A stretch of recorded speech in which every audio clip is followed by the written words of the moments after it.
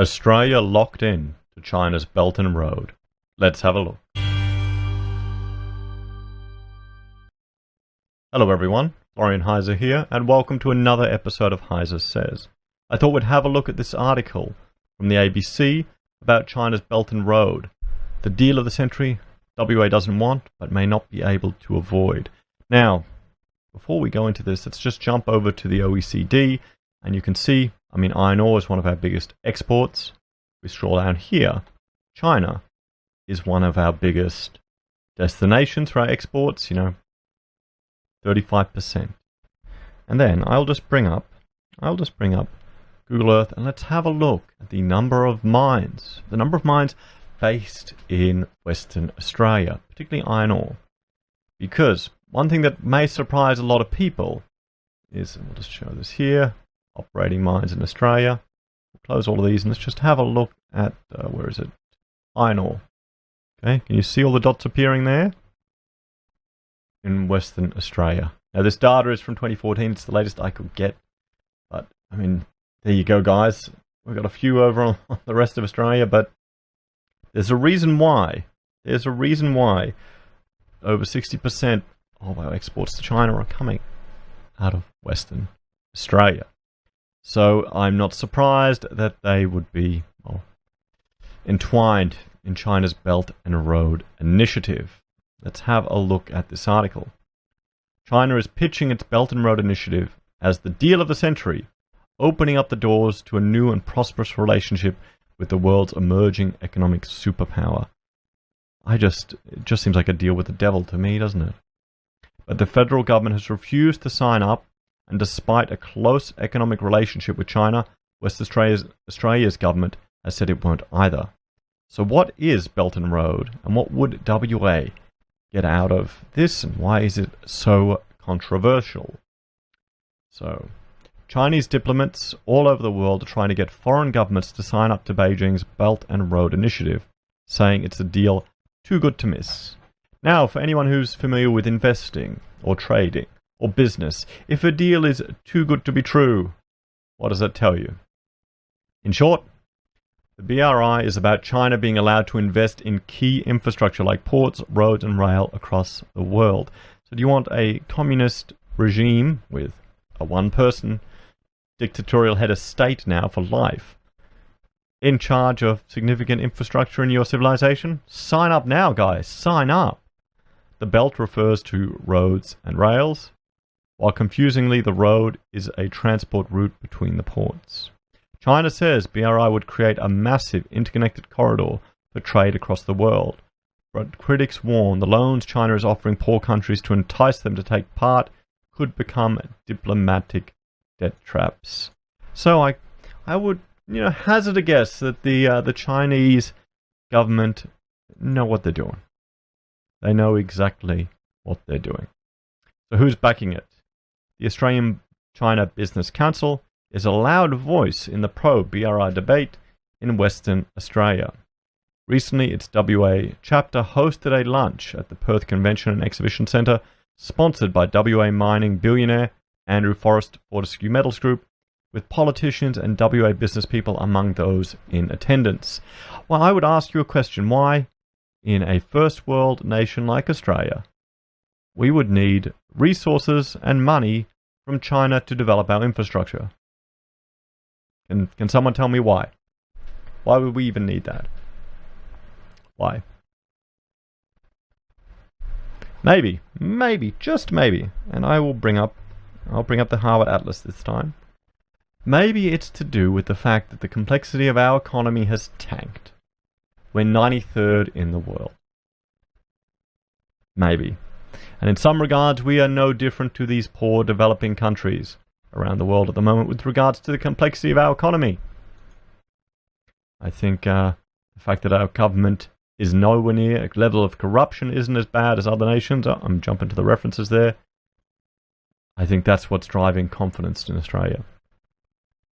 Visiting Chinese academics, coordinated by Perth's Chinese consulate, and several pro-China WA business representatives, spent several hours spruiking the BRI and explaining how WA businesses could invest in existing BRI projects overseas, even if the federal government hasn't signed up.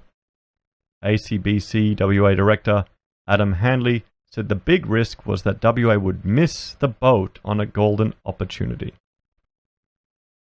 I don't understand why it's a golden opportunity. Can someone explain to me? And we already have enough infrastructure. Aren't we already exporting substantial amounts of resources overseas? Aren't we already having issues actually getting the resource, taxes from these resources? Actually ensuring that the civilization that is giving up these resources, that we're getting a share of those resources. Can someone explain to me, please? My fear for Australia is that we'll wake up in 5 years' time and find that we've had this multi-trillion-dollar investment opportunity to stimulate exports and jobs and growth for Australia, which has largely passed us by because we've, to put it bluntly, stuck our heads in the sand, he said. Why do we want this investment? The last time we had significant foreign investment, and 30% of this was coming from China, we had a property bubble boom that we're still suffering from. We have generations that can't afford housing. We're no longer in a time when people can, afford a house with one family member working. We've got more and more people going into arrears. We've got our wage growth non-existent. So, okay. Sure. What would WA get out of it?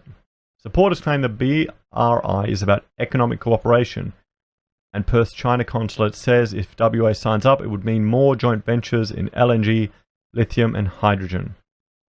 There's also talk of WA farmers getting better access to Chinese markets and tourism operators benefiting from more direct flights between Perth and Canberra, China. You could have all of this without signing up to this. New growth points for cooperation and education have already been touted. Why? We already have so many of our universities are in the bed and have groups of, Chinese government influencing them. Do we need any more? So who's blocking it? The federal government has not signed up.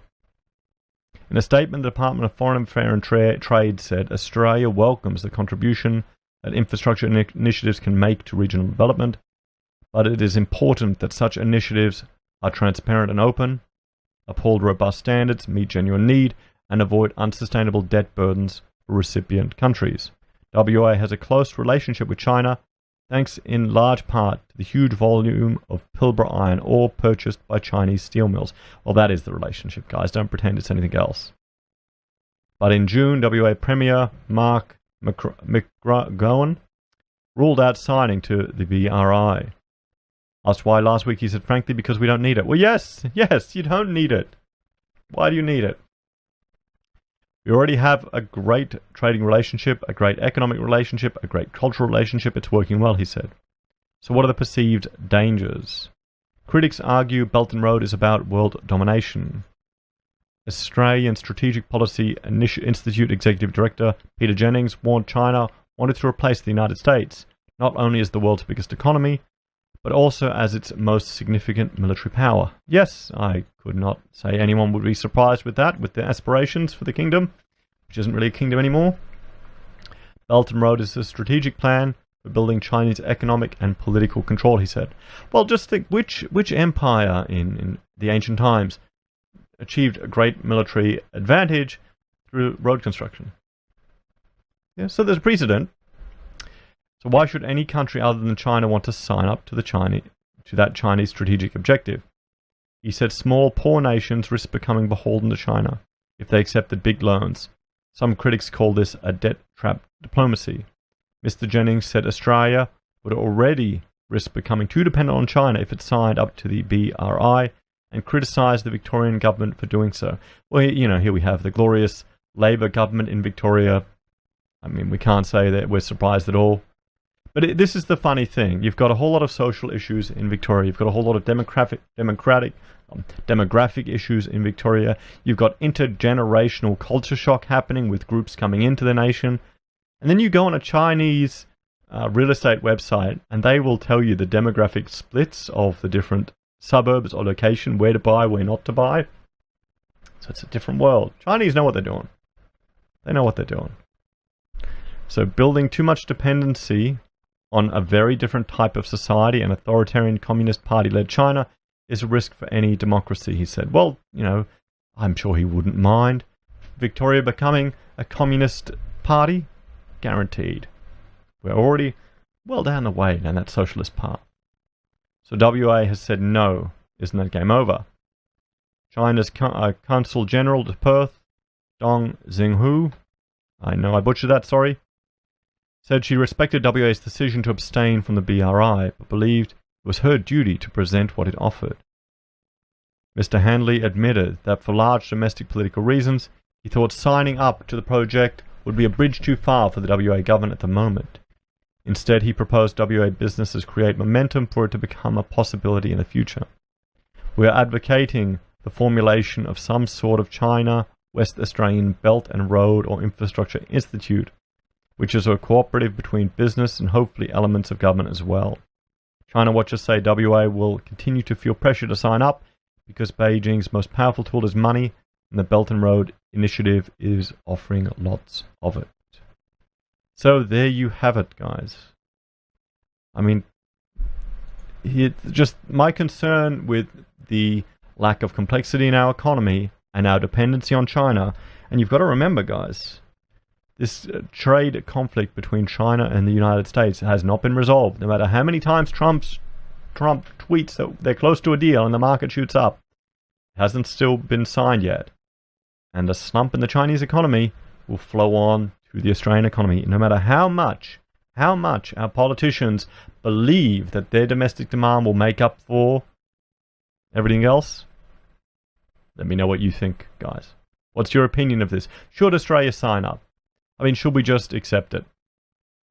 Or, on ethical, moral grounds, should we be doing as much business with a dictatorial, authoritarian country as we are? What do you think, guys? Please like, share, and subscribe if you're a fan of the channel and want to help us produce more. We have a Patreon where you can make a small monthly donation. We also have Amazon, eBay, and Independent Reserve affiliate links. And we have our own merch on the Heise Says blog. Have a great Christmas, great holiday, and a great New Year's, guys. And I will talk to you later. Bye for now.